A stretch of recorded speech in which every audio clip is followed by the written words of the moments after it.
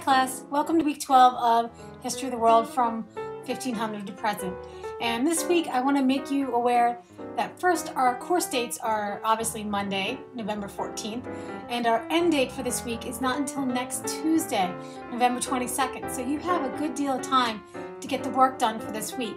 So what I'd like you to do is to make sure you print out your planner and mark these dates down, because there are some hard and fast due dates, and there is an extra assignment this week in the voice thread that you're going to be completing on religion and politics. So please make sure that you're aware of these things and when the due dates are and the cutoff times. This week we are going to be studying the modern Middle East, and we're going to start examining it from the end of the era around World War I, when Israel and a lot of the other nations that are in the Middle East right now were under mandate systems being controlled by the British and the French.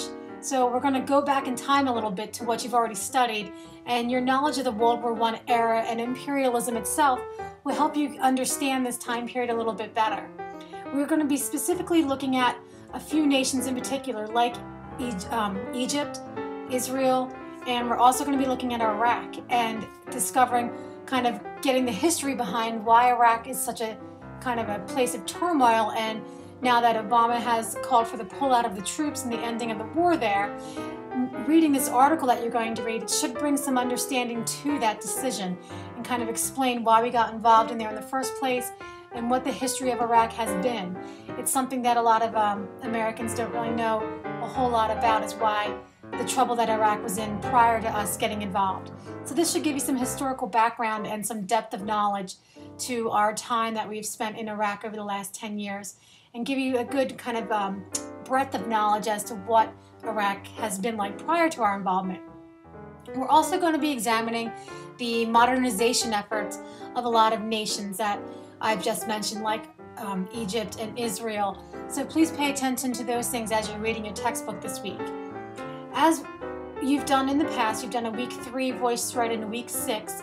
You're now doing a week 12 voice thread, and what you're going to be examining are some documents on the Middle East, and please pay attention to the questions that I'm asking you. And as you're reading over these primary sources, really look for similarities and differences. That's going to be the main thing I'm asking you about in your voice thread this week, is how are these individuals discussing and kind of promoting or going against the Islamic law. So we're going to be looking at the role of religion in the Middle East and how it shaped the law systems of different nations, and how different individuals have responded to that. How have different groups of people, like women, responded to that?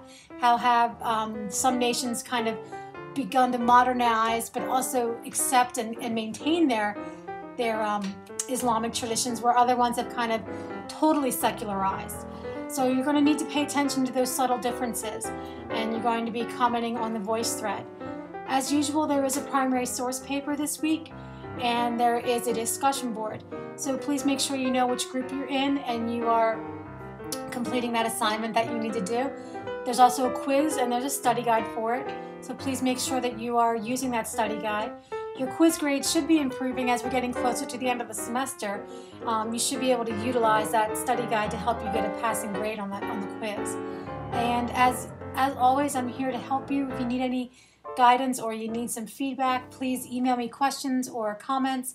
You can always text me, and I look forward to getting involved and seeing your voice threads and jumping in and seeing that discussion board get lit up, and really make your comments reflective of what you've learned.